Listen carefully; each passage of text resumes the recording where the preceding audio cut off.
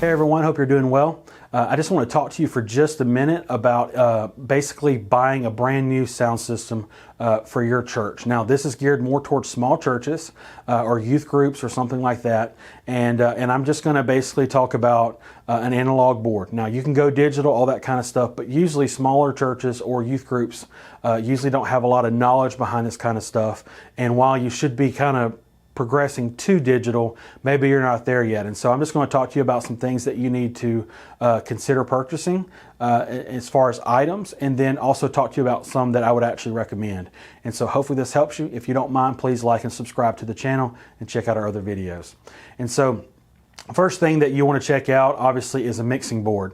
Now again, we're not going digital in this video. We're staying analog, but digital is a great way to go. And I would encourage you to kind of start leaning that way. But as far as analog, this Yamaha board that I have posted right now in the picture, I like this board. I have a smaller one that I use personally for some different events. I actually have two of them.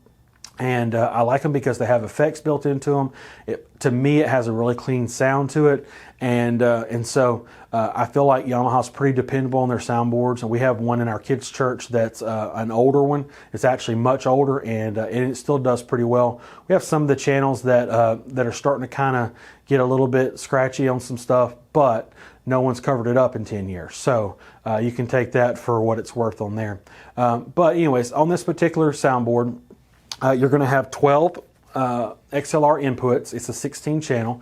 And you may say, well, I don't need that many right now. Well, here's what I recommend. I'm pretty much planning this for 3 musicians and 3 singers. But if I'm buying a big piece of equipment, I want to give myself room to grow to where the more expensive equipment, I didn't just spend the least amount, and then once I grow in a month or 6 months or whatever, I have to go back and spend that much money again. So when it comes to stuff like the mixing board or the speakers or something like that, I don't recommend necessarily going to the bare minimum, because when you go bare minimum on those, you're going to be spending a lot more later on. Whereas if you just spend a little bit more now on the bigger stuff and the more expensive stuff, you'll essentially save yourself some time, money, and effort on the other end of it. And so on this particular board, has 12 XLR inputs, even though it's a 16 channel board. And so you can basically plug 12 mic inputs into it. You also have 1/4 inch inputs, all those kind of things. It has built-in effects. And the cool thing about this particular board is actually some of the channels have compression on them. So if you don't know what compression is, it's basically, say you have somebody that sings extremely loud in the mic, and it's kind of like the volume's all over the place. Well, you can set the volume at a pretty decent level, a high level, and even though they may sing and it get really, really loud, instead of you having to move the faders back and forth a lot, you put that compression on, and it doesn't matter how loud they get, the compression stops it. And so they could be singing all the way up here, but it's stopping it, the volume right here. So compression is a really cool thing. And so if you got singers that kind of are all over the place, or even maybe not right now, I would definitely recommend it. That's a digital board type thing that they're offering on this board. To me, the compression thing, you don't want to abuse it, but it's a very helpful tool. And so on here, I definitely recommend this board. Pretty good board. It's clear, it's clean, and we'll just move on from there. Now, as far as these mics, we have these mics in our ministry center. They are not going to be top-notch on anything, but to me, they're very clear. They're within a good price range, and I've said this in a lot of my electronic videos, you get what you pay for. And so on this particular microphone, we feel like that it's a good budget-friendly option that's going to give you good quality.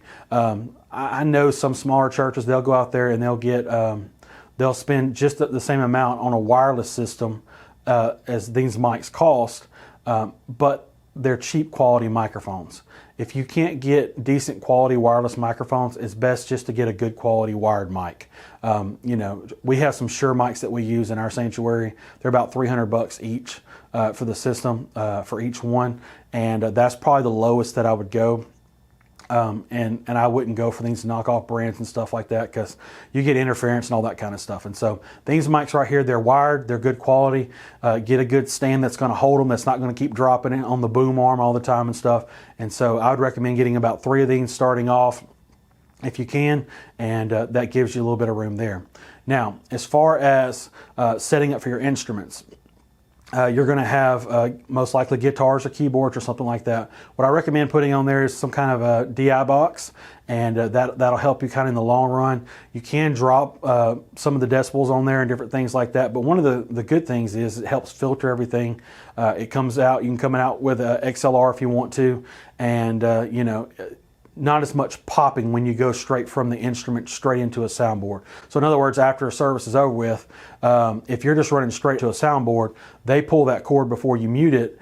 Well, what happens then is you hear the big boom and all that kind of stuff, and everybody jumps, everybody's scared, they don't know what happened, all that kind of stuff. And so these DI boxes, they also help kind of with that kind of stuff. And so because your sound guy's not always going to remember to mute and all that kind of stuff. And so definitely recommend DI boxes. I'm sure they serve a lot of other purposes, but I would definitely recommend those when using an analog system. As far as speakers, these speakers are altos. I believe that's how you say it. We actually have some of these that we use for monitors in our ministry center where our youth meet, and these were actually given to me. They're actually quite old, the ones that we have, but they are good, decent quality. Now, here's my thing. I'm a big fan of the JBL PRX speakers.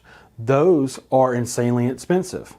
If you're a small church or a youth group, you may not be able to afford those. And so this is a good quality, budget friendly speaker. And I would go with this route unless you can pay for better. If you can pay for better, this is probably one of the areas where I would spend more money on if you can. But I would stick to something that's a good known brand, that check the reviews, all that kind of stuff. Me personally, I love the JBL PRXs, and that to me, them and their subs and everything like that, they just sound very crisp, very clear. We have those also in our youth building, so we use those for the loudspeakers, and we use the altos for our floor monitors. And so, anyways, I recommend having those for bare minimum, budget friendly right now. And then if you need floor monitors, you can do that. Now, if you're in a small area, you may not want to do floor monitors here and the same kind of speakers up there, because it's going to get really loud and overbearing. You can kind of do in-ear monitors, and you can do wired ones. Behringer's got some PM1s out there. Now, you're going to have to buy some different things to make that happen. But if you get the PM1, they can take XLR or 1/4 inch. And so I believe on this soundboard there was 6 buses, and so you're able to pull out of those and have enough for your musicians and things like that. Now, is that the easiest way? All that kind of stuff for in-ear monitors? It's really not, but it is doable, and it should work fine. Your sound guy's just going to have to kind of control some stuff, and so.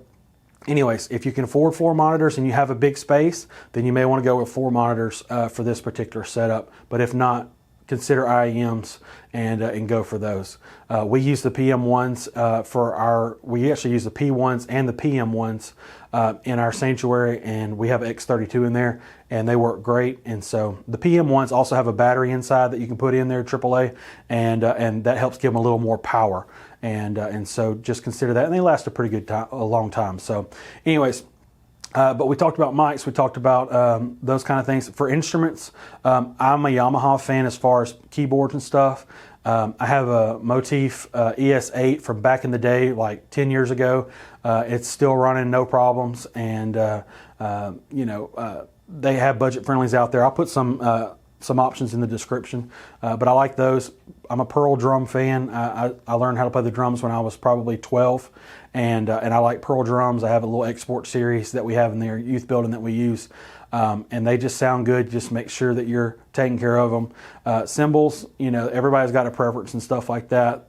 Drums cost a lot of money, to be honest with you, but if you can't afford a good expensive drum set that's good quality, tape and different adapters and like pads and all that kind of stuff can cover up a lot of things. And so anyways, so that's just something as far as instruments. Guitars, I really honestly don't know that much about them. I do have a guitar. I never learned how to play it. My wife gave it to me as a present, never used it. So I asked for it though. So but as far as instruments, just make sure that you're as far as like acoustic guitar, if you're buying that from scratch, Make sure that you have one that has a 1/4-inch input or some way to put it inside of your sound system. If you're going to buy one, I would definitely recommend that. Try not to get one that you're going to have to mic with a microphone. No one wants to fight trying to play and have a microphone right there for long term. And so as far as Audio Snake, you can check that out as well. If you're going to go a long distance from your soundboard to the stage, you're going to need some type of Audio Snake. You know, you don't want to run 20 bajillion wires. As far as these microphone cables, these are from GLS. I love GLS mic cables and get instrument cables. They are budget friendly, but I like their workhorses. They have lasted quite some time. I have very few issues out of them. Anyways, if you have any other questions, feel free to let me know. I'm going to put a whole list of different links down there of things to check out. Please like and subscribe to our channel, and y'all have a great day. Thank you.